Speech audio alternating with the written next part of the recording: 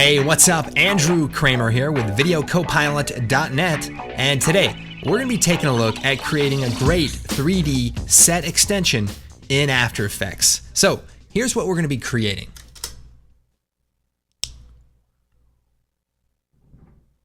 Alright, so basically we're flying over the mountains through the clouds and the mist, and we see this great menacing looking background. Now, the great thing about this tutorial is it's actually pretty straightforward. Here's the breakdown of what we're going to be creating.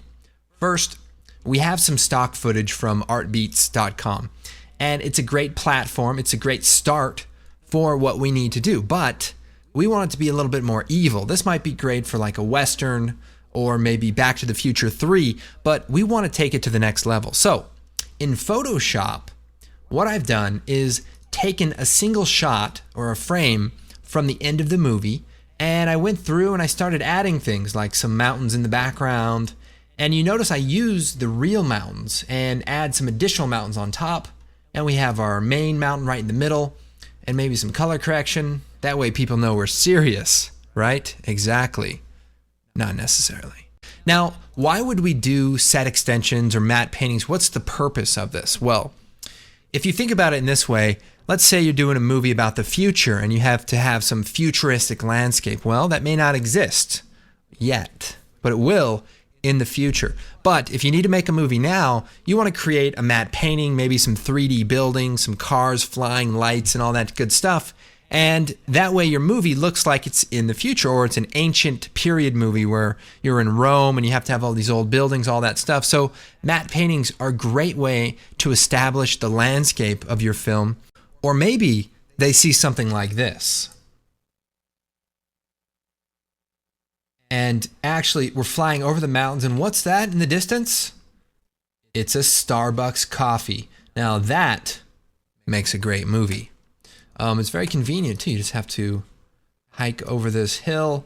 Okay, so let's go ahead and get started, and we're gonna have a blast. This is the final result that we're going for, and I gotta say, what I love about this tutorial is that there are so many possibilities. You know, we're covering so many different techniques, from 3D motion tracking to compositing a matte painting from Photoshop, adding particle effects, color correction, sky replacement.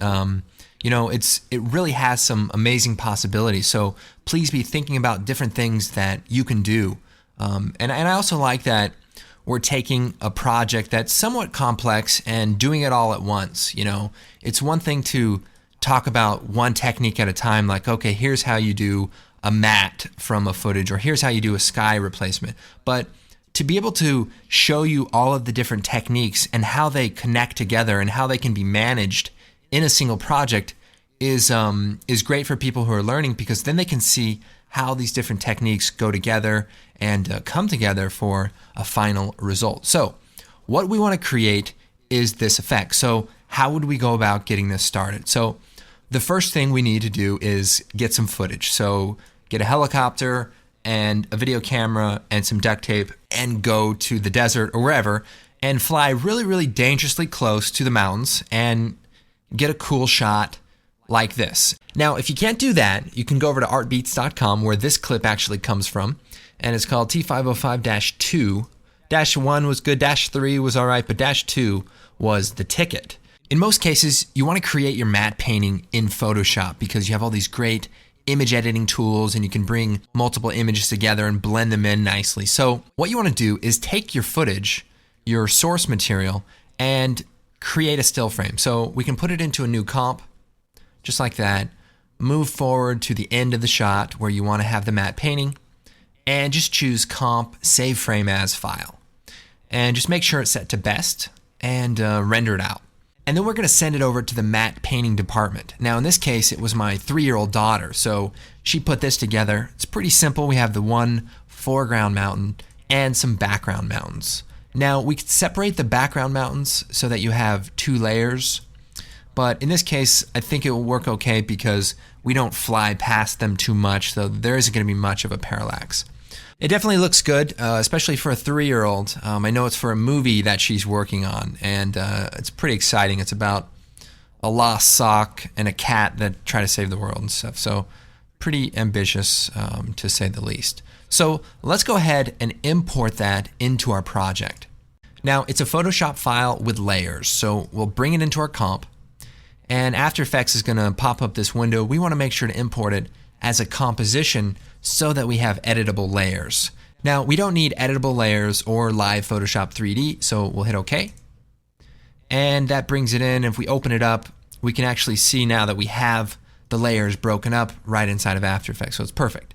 All right, so we've got the matte painting for her movie, and it's obviously kind of low budget, and so that's why she asked me to help out with some of the effects and some babysitting. So I think it'll be good. Now the next thing we want to do is take our mountain shot and drop it into a new comp. So we'll drag it into a new comp, and here we have the shot we're going to be using. So before we composite the matte painting, we need to do a 3D camera track. This is a process called match moving or 3D camera solving. And what we're going to be using is a plugin called CameraTracker. And it's a really cool plugin. And it's also the most inexpensive full-featured 3D camera tracking tool on the market. So you guys may have heard of Buju. It's like $10,000. There's other ones that are, $500, $1,000. This one's only a couple $100. It's full-featured. Oh, and by the way, videocopliot is actually an official reseller of it. So if you click on the Pro Shop, if you buy it from us, it actually helps to support us. So definitely check it out. Match moving is one of those essential things. So match moving basically allows you to take elements and composite them in 3D space to match the camera. So hopefully you'll use it to create something better than this, but this is the basic idea.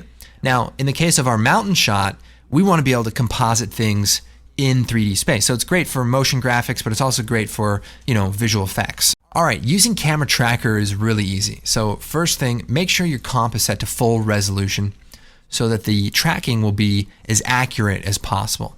So the first step is to click Track Features.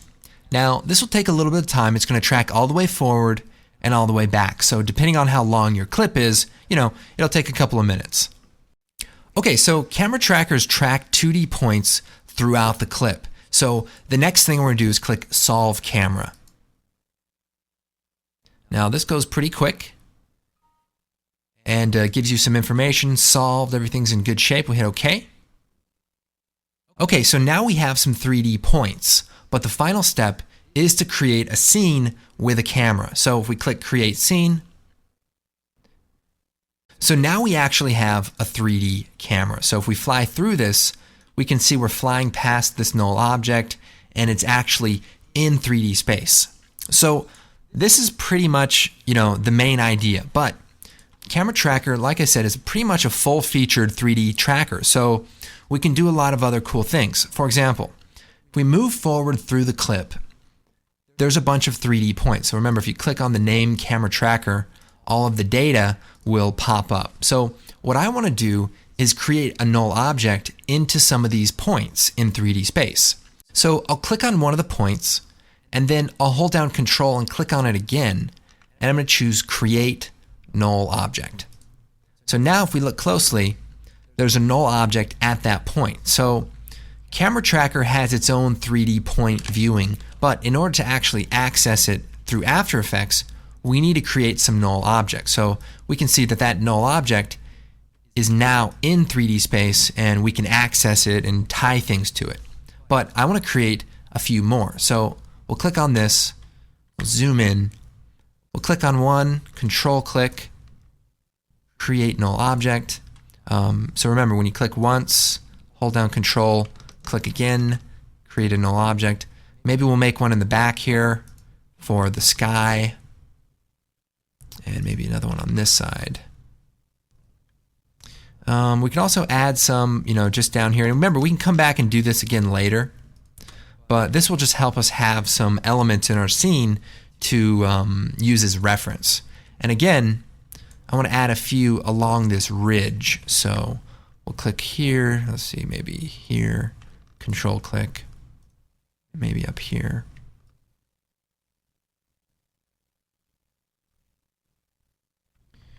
And maybe a few.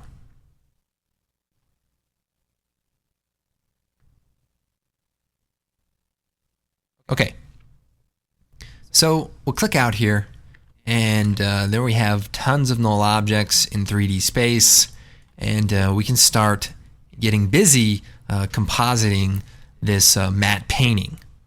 All right, now before we get into the fun part of compositing our mountains in the background, we need to do some boring rotoscoping. So here is our mountain shot. So I'm going to change the composition name. So I'll choose composition settings, and we'll call this mountain composite, and we'll hit OK. Now I need to create a matte of this foreground mountain, because if we're going to be adding stuff into the background here, we need to make sure that these mountains are in front during the shot, because if we put something right here, these mountains won't obscure it. So what I'm going to do is come over here, we have our mountain composite, and I'm going to choose Edit, Duplicate. So we'll click on that comp, we'll hit Return on the main keyboard, and we'll call this Mountain Roto. And we'll hit OK. Now we're going to open that up. And what we need to do is create a roto of this mountain. Now we can do it a couple of different ways. We can use Illumimat, but down here it's not really going to work because the background is also dark. So let's go over just some cool ways that we can create a matte when we have a 3D camera track. So first thing, we're going to create a new solid, and we want to make this pretty big. So we'll make it 2500 by 2500, and we'll hit OK. And we'll make it a 3D layer. So I'm going to shut it off for a second. And what I want to do is I want to put it in a position that is along the ridge. So now what I want to do is put this black solid into the same position as one of the nulls that are on the ridge. So this particular null looks like a good choice. So what I'm going to do is, first, we have all of these null objects, and they're all being linked to this one null object. So you can see the parenting if you hit F4 or just right click and show parent. And what I want to do is just set that to none, because we're not going to be moving around the world space of the orbit. So we don't actually need to have that. But I'm going to take this first null, hit P, select the position, choose Edit, Copy, take that black solid, hit P, select the position, and choose Paste. So now if we turn that layer on, maybe we could add a grid effect to it. There we go. And we scrub through, we can see now that that grid is in 3D space and kind of lines up with the mountain. So it's kind of cool. But we're actually going to use it as kind of a roto matte. So I'm going to rotate it a little bit. And we'll shut the grid effect off, and I'll even shut the layer off. All right, so we have the pen tool selected. I'm going to click on the black solid and move to the beginning of the comp. So then I'm going to hit the tilde key, zoom in here, and we want to draw an outline of this ridge. So we'll just go in here and, you want to try to keep it detailed, but we're just going to do it here pretty quick just to get the basic idea. Now we can cut off some of these trees, or you can leave them in depending on how detailed you want this to be. So we've created a roto. So now what I'm going to do is take our footage, and I'm going to delete the camera tracking data because we have it in our other comp. And then I'm going to bring it up to the top here. And I'm going to hit F4, and I'm going to hit the track matte here, and we're going to set it to alpha matte. So what that does is cuts out the area so that we have transparency. Okay, so we can look at this right now, and it's a pretty good job of rotoing it out, but then we can start seeing the background there. So we want to try to fix that as best we can. So if we hit M, we can click on the mask path here, and we can keyframe it. So it's kind of okay in the beginning, and then it starts getting a little bit messed up towards the end. So we can maybe double click on the mask here and try to scale it over so that it fills in this area. And we can even just start moving some of these points around. So maybe select a group of them here, slide them over. We want to get this a little bit tighter. Same thing, these points. So we'll just grab a chunk of them here and just try to move them over to line up. And again, you should probably spend some time doing this because you want to have a nice, clean roto for this edge. This is pretty good. It's pretty close. Now, the thing about this clip, if we take this footage again and duplicate it, we'll put it on top. The thing about the clip is it actually has a natural luma matte because we have this dark area and we have this light area. So what we can do is take it and recomposite it on itself to bring back in some of the little details of the edges. So here's what we'll do. We'll choose Effect, Key. We could do a Luma key, and we'll key out the brighter pixels. So if we solo this, we can turn the threshold up here, and we can see, these edges being reintroduced. So that looks pretty good. Now we have one little problem, and that is, we're re-adding in some of this other stuff. So I'll talk about how we're going to deal with that. Now we might even do a color key here. So we could do key, just a simple color key, click on that and try to punch that out. And that does a nice job of getting some of those other elements. So you can set the feather to maybe 1, and that's nice. But it's still important that we have our other layer keying out this middle part. So what I want to do though is I want to add this back on top. So we'll take the pen tool here and we're simply going to draw a mask around this the part excluding this middle ridge. So maybe right across here. I'll set the mask color to red. Okay. So we'll just shut it off for a second while we do this, and we'll keyframe the path. So we'll click on path, we'll move forward, and then we'll move this up, move forward, move this up.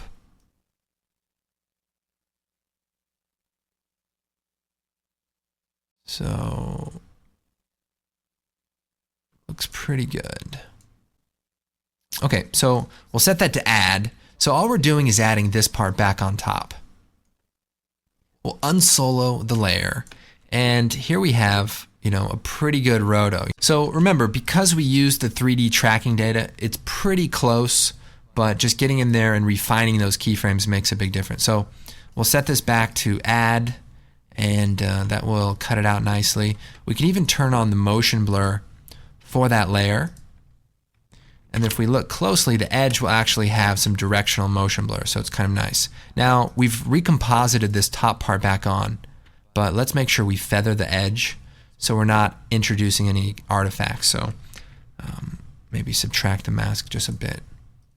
To compare kind of the difference, so as we look at this edge and we compare it with the original roto, it's kind of smooth, but then we add back in that detail by using that Luma key, and it does a really nice job of preserving the detail. So this is our roto, and I think we could do better, but I think we could also do a lot worse. But I'll let you guys worry about that. All right, guys, are you still with me? Because we're actually going to do some fun stuff too. So here we are back in our mountain composite shot. Now, remember, we imported our mountain matte painting, and that's the 2 layers, the one mountain and the background mountain. So let's go ahead and bring those into our final composite and start getting those dialed in. So let me take these 2 layers. So the top layer, we'll call this mountain, and we'll call this background mountains. And we'll take the 2 layers, hold down Shift, and we'll choose Edit, Copy, and then we'll jump over to our composite, and we'll just choose Edit, Paste. So we've got our 2 mountain clips. That looks amazing. So we'll keep going. Let's clean this up a little bit. So first of all, hold down Shift, and let's unparent all of the null objects from the world transform, and that will just make sure we have an absolute position value. And then I'm going to take all of the null objects, and I'm going to hit F4, and we're going to turn on the shy switch. And what that does is allows us to simply hide them while we're working or pop them back up, so our comp isn't too cluttered. So we can hide those. We'll take this background mountains, and we'll turn off the collapse transformation. So that just comes in that way from Photoshop, but not entirely necessary. Okay, now we did just create our mountain roto comp. So if we take that, drag that into our comp on top, and now you can see the purpose of that. It allows the background matte painting to look like it's actually behind these foreground mountains. So again, we'll shut that off for the moment while we set this comp up and try to get everything dialed in. We want our mountains to be in 3D space, so we'll turn them into 3D layers. So we'll click on the 3D layer switch, and they've gone somewhere far away. That's okay. We're going to unshy our null objects from our tracking data, from our 3D tracking data, and I'm going to find the null object that is on this back mountain. And I think it was one of the first ones we created. So here it is right here. And we can even hit return and call this, main mountain, so that we know that that track marker is that position. I'm going to hit P, click on the position, and then choose Edit, Copy. And then we can hide them. Then I'm going to click on our main mountain, hit P, click on the position, and choose Edit, Paste. So now our mountain is in the position of that null. And if I move around, it kind of looks like it's in 3D space. So let's go and scale it up a bit. And we can move it into position. Just be careful not to move it out of the realm of that position, otherwise it will look like it's floating, and we don't want that. So we'll scale it up here. And so now we've kind of got something going on. Now we'll shut the back mountains off for a second. We'll turn on our roto. And, we've got the workings of a cool looking shot here. So now one thing I want to do is a quick color correction on our original plate. So we'll choose Effect, Color Correction, Tint. It's at the bottom there. And we'll also add a Curves adjustment. So what I want to do is try to match the color to our mountain. So we'll just bring that saturation down and maybe even add a little bit of green by taking out a little bit from the red channel. So if we just, So that's pretty good. And then I'll take these two settings, copy them, and paste them onto our roto layer. So I'll hit paste. And so that way they'll look good. Excellent. So now we have our back mountains, but we want to use the null object that's on this back mountain right here. So we'll unhide them for a second. I use Control and the up and down arrows to kind of scroll through. And there it is. We'll hit P, select the position, edit, copy. Take our back mountains, we'll turn it back on, and we'll choose Edit, Paste. So there they are, looking good. Now, I'm going to take the back mountains and we'll scale them up, shift them over here, and we'll just kind of move them into place. Now, I want to make sure that I see a little bit of the real mountains in the background right here, and just kind of get the basic position into place. Okay, so this looks pretty good, but we need to integrate the mountains a little bit better with our plate. So what I'm going to do is create a new solid, and this will just be a regular solid that is the same as the comp size. And we'll hit OK, and we'll put it right above the back mountains. So if we shut these two off and click on the black solid that we just created, let's make it a 3D layer, and then we'll take the position of the back mountains and we'll copy it and paste it to the position of the black solid. And this is similar to the roto technique that we used earlier. So I'm going to scale this up, and then I'm going to add a mask to it. So I have that black layer selected. We're going to zoom in, and we want to draw a line along the ridge of these mountains. So we'll just go in there. The more detailed, the better, but again, we're just going to get through it here. So we'll just create a shape, and so now we have just this black solid that is right there. So if we turn on our back mountains, we can now use the track matte for the black solid. So if we set it to alpha inverted, it will use that layer as a track matte. So we can see that it looks a little too smooth though. So what I'll do is I'll take that black solid, hide the masks, and we'll come over here and we'll type in rough, and we'll take the roughen edges effect, put it on the black solid, and we'll bring the scale down a bit, and we can see it kind of gives it these rough edges, and we can turn up the sharpness, maybe make the border a little smaller, and we just want to try to match, the roughness of these other layers. So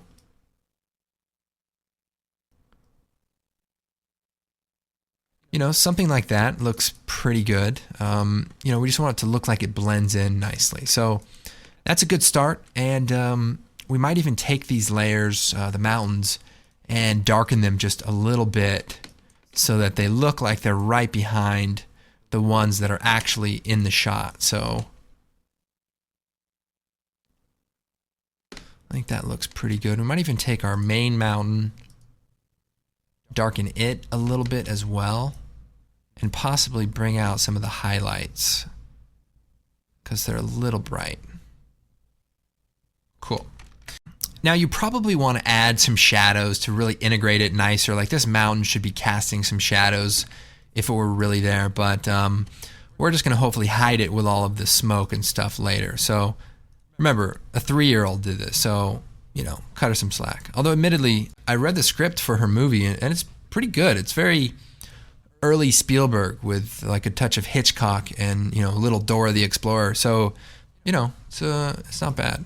Okay, let's go and make a few adjustments. So first, we could take our main mountain and scale it up a little bit so it's a little more menacing.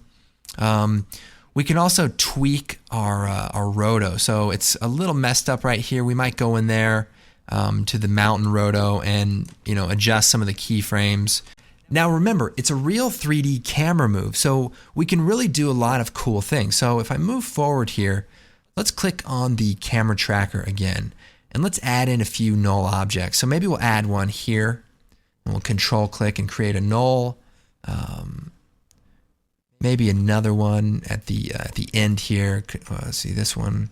Control click and create a null. So maybe just in a few areas here in the foreground. And let me show you what we can do with this now. So to enhance the shot a little bit, I've got these spikes, and I'm going to just copy it, Control C. And we'll paste it into this comp. So we'll hit paste. Now we just created these 2 null objects. So let's take them, let's unparent them from the global null, and let's take the position of this first one, hit P, we'll select it and choose edit, copy.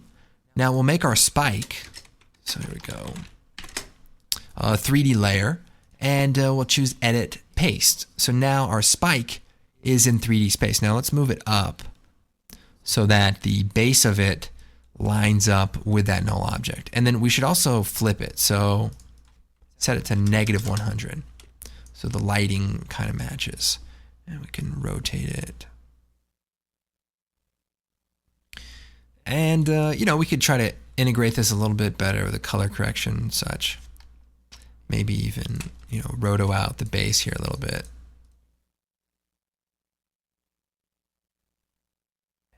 Subtract that portion. Okay. So if we look at this now, we can see that we have these spikes. We'll put it below our roto layer. We have these spikes that are kind of in 3D space, and we can even move them around, maybe closer to the camera, so that they parallax a bit more. I mean, obviously you want to make sure that they take place and they look like they're attached to the surface. But if we, maybe put a few off to the side here, and we could duplicate them, play around with the size, maybe push this one back a little bit. You should be careful about just moving things arbitrarily. You want to make sure that they are attached to an actual 3D point so that they don't look like they're floating, because this mountain definitely has the floating vibe. Okay, so I've just made a few copies here and kind of positioned them in 3D space kind of close to the camera. And we just get a little bit more of a parallax and, just helps build the landscape a little bit. So these are just little things that you can do to enhance, the composite so it doesn't just look like stock footage. So we just, a quick little comparison, I mean, it's not great or anything, but I think the potential is there. So maybe real quick we could take a look at adding some great particles and see if we can add some more depth by flying through some clouds. All right, so the next thing I want to do is add some particle clouds. So in our original example, we'll kind of fly through them and then we see them across the land. And I want to try to add some of these. We're going to be using trap code particular, and we're going to create a new solid, and we'll call this particle clouds and hit OK. All right, so we'll come over here and type in particular and drop that onto our particle layer. So we need to do a couple of things. We need to control how these particles are being emitted. So we'll go into the emitter here, set the emitter to a box, and then we're also going to turn the velocity down to 0. And that's because we just want to float through these clouds. Now, another important thing is we want to make sure that all of the particles are already born so that clouds aren't just popping up. So we'll click on the stopwatch for the particles per second, and then we'll move forward and we'll set it to 0. Okay, so the particles are being born, and then we stop emitting particles. All right, so let's make a few adjustments to the particle field. Let's increase the emitter size. So we'll just tweak the settings here. We want them to be pretty wide and also pretty long. Now, instead of just using a single point for our particle, we actually want to make it a cloud element. So we have this cool smoke element, and we'll drop it into a new comp. And what I'm going to do is create a white solid. And we'll hit OK. And we'll put it beneath the smoke element.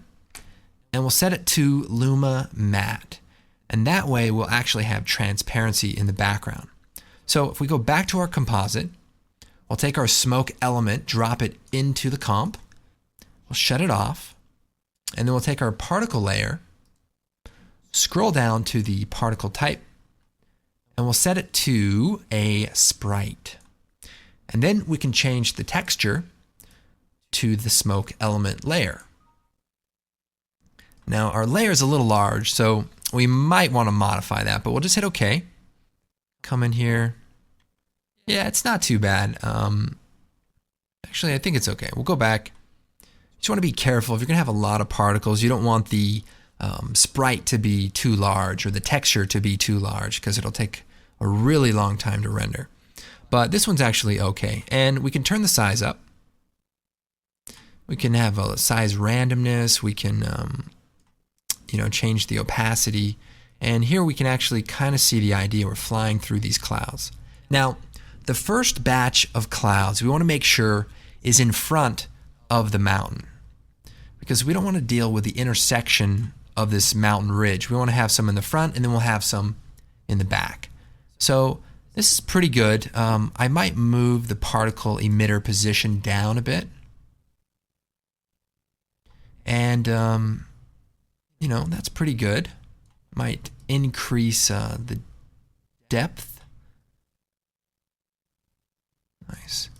Now we can even rotate the particle field. So let's see if we narrow this down so it just looks like a nice field. But we can actually rotate it to match the alignment of the camera. And we can do that through the world transform. So we have rotation of the entire particle system. So this one actually rotates it in the direction we want. So we want to tilt it up a little bit. And then we can increase the height. And now if we want to make it more dense, we could come in here to this first keyframe, which is set to 100 particles per second. We can set it to maybe 150, and it'll just make it a lot more dense. And we can even change the random seed to find one that looks a little bit more uniform. So that looks nice. Now the particles are probably a little too dense, so we'll bring the opacity down a bit. And we should turn the life up to about 10 seconds so that they don't just shut off midway.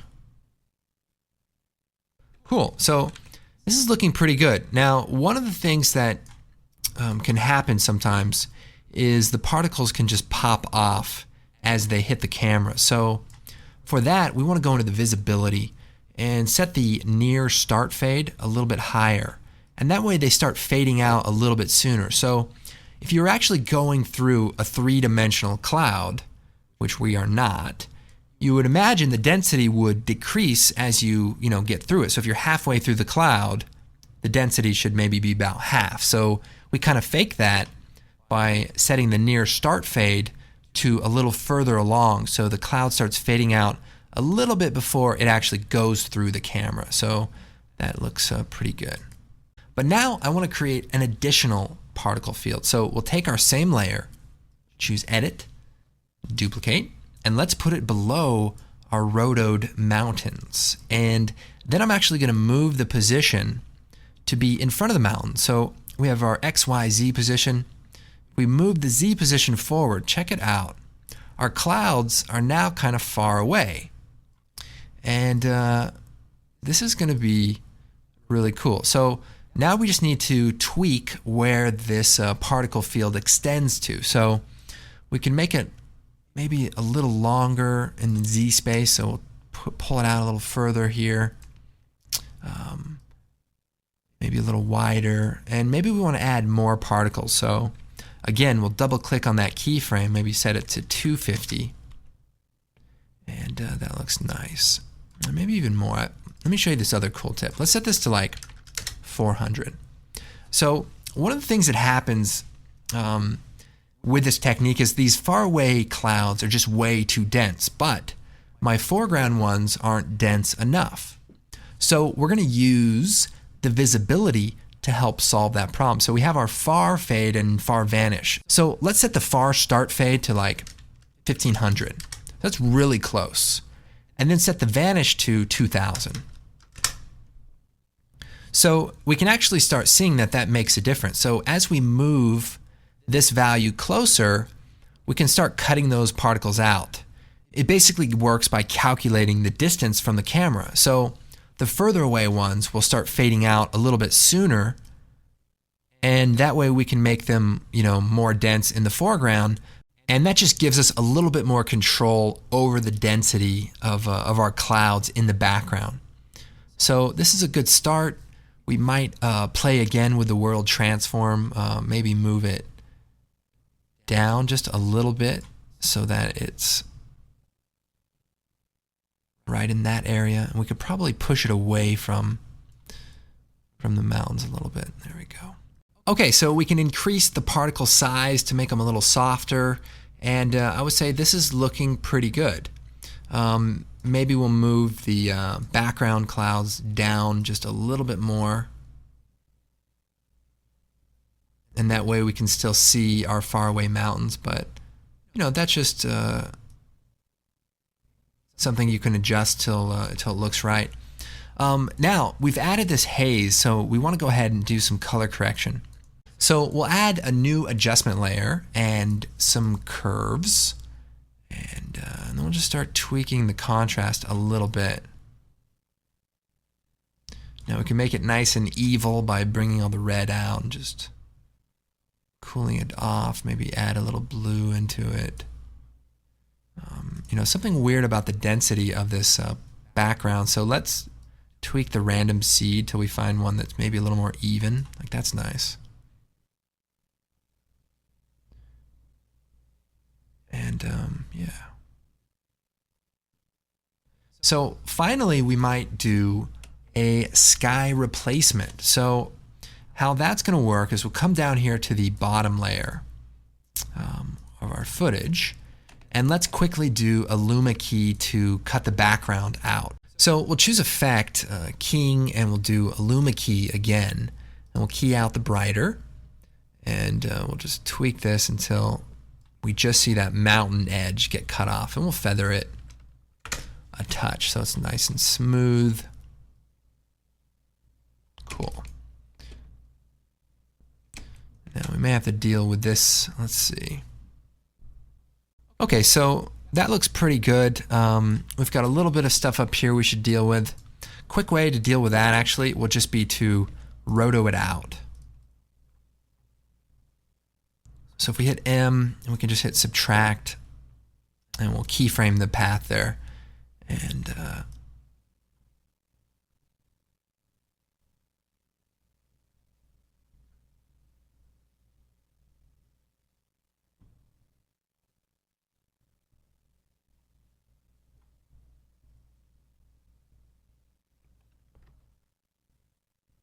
And this should work because remember, we have the additional roto layer that's adding those mountains back on top. So this will work pretty good.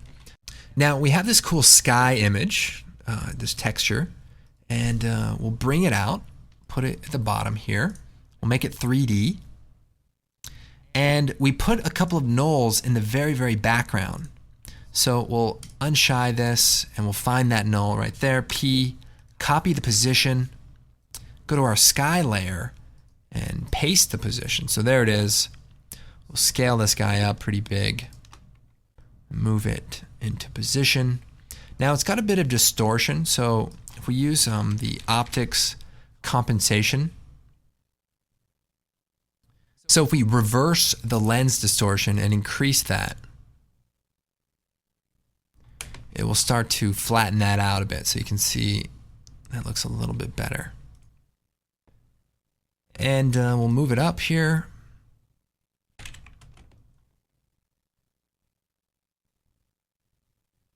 Now we need to brighten it up to match our background mountain. So we'll choose Effect, Curves, and we'll just bring this up pretty bright.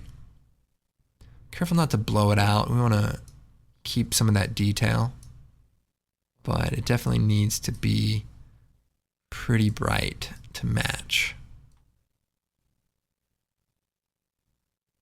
Now another quick little thing we can do, let's scale this up more here.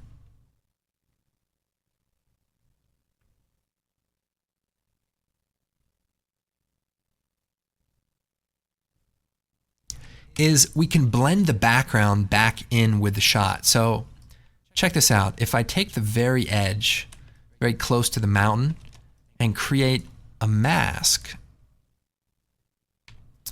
I can subtract that part from the footage and even feather it out a little bit. Now remember, we have that lens distortion on, so we need to adjust our mask a little bit. So we'll just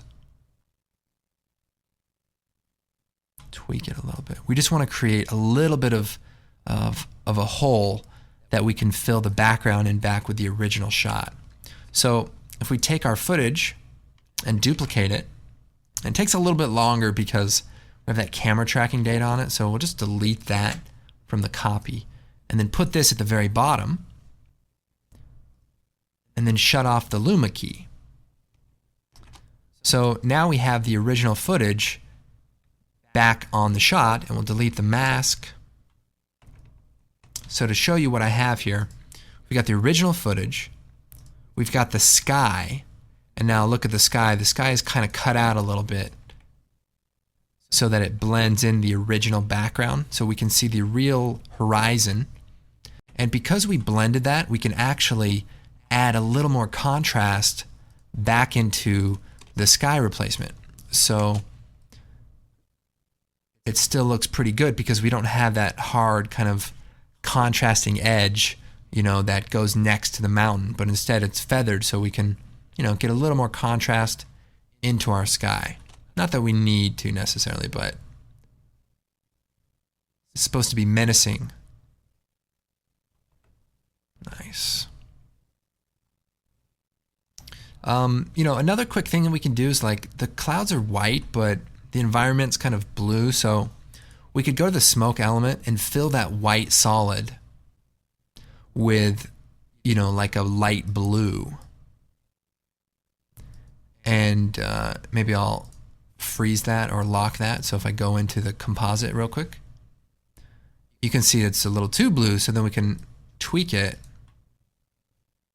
and then it'll update. So you can see the difference here. That's pretty white.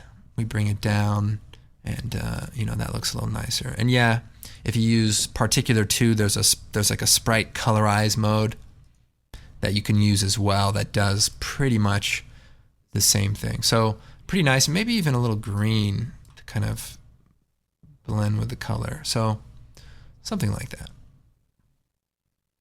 All right, let's go and take a look at what we have and see if we need to do anything else.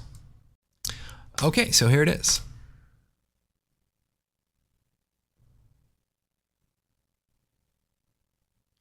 So not too bad. You know, there's a few little things we'd probably want to clean up, especially in this roto. You know, get in there and tighten it up. And if you want to check out a tutorial that helps with Luma mats and dealing with them, check out the advanced, let's see, sky replace. Advanced sky replacement goes into some really cool tips for cleaning up the edges, like around these trees, and getting that edge to be nice and smooth. So that could be pretty helpful. You know, and then just make sure the blur level of things matches. Like this mountain looks a little sharp. I'd probably add a little bit of a blur to it, and there's some little spots in the roto that could be cleaned up. And finally, we might just add some grain. We could just add like an overall grain to everything. Set this to final, and you know, maybe some Kodak vision. Why not? Why wouldn't you? Yeah, it's pretty cool. Once you get all of the elements in there, I would go back through and you know, give them a final color correction. Like these back mountains look like they're probably a little bit too dark now, because the once we get that smoke in there, it lightens everything up. So just make sure things kind of blend together. Let's see, I'll shut that grain off for a second. You want everything to seem realistic, like it's part of the same scene. And you know, when you have things pop out or look too contrasted, you know, you want to look at like black levels and things, and make sure you have some continuity. So just going through one last time, making sure things look a little nicer. Even with our front mountain, you know, you could color correct the base of it to be kind of washed out, and then maybe the top of it could be more contrasted because it's higher than the elevation of the cloud. So it's a lot of little things that you can do to you know, enhance the comp and you know, just make it that much better. So remember, I used the clip from Artbeats, and they have a library of tons of stuff. There's another comp that I created of this castle, and I posted it on the blog, got some really good tips and feedback, and one person had a great idea to add some torches kind of on the edge there. So this shot, make some space here. You can see here's the original shot. So we're flying over, and literally it's all the exact same techniques. We have to create a roto for these foreground mountains. In this case, I had to do it for 2 separate layers, and that way the part of the, you know, castle is kind of behind that stuff. We added some torches. We even added some pieces of the castle that are on that back mountain, so it looks pretty cool. We've got the sky replacement. Even have a little moon in the cloud. So all the same kind of stuff, but it's amazing just how different you know, things can turn out. And you know, you spend some time on the design in Photoshop, then you could come in and you know, get it to look the way you want. So make this look a little more menacing, I guess. Maybe desaturate it just a little bit.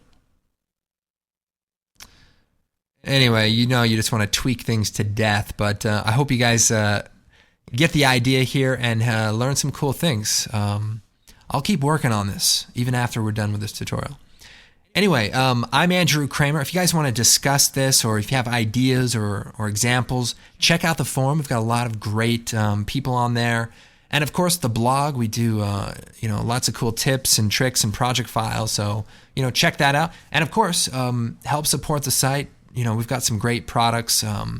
We've got optical flares, some really cool lens flare tools, and not to mention Action Essentials 2, which we actually use some of the fire torch elements in this castle shot. So these elements are right out of the Action Essentials collection, and they just go a long way to make things look more realistic. So there you go.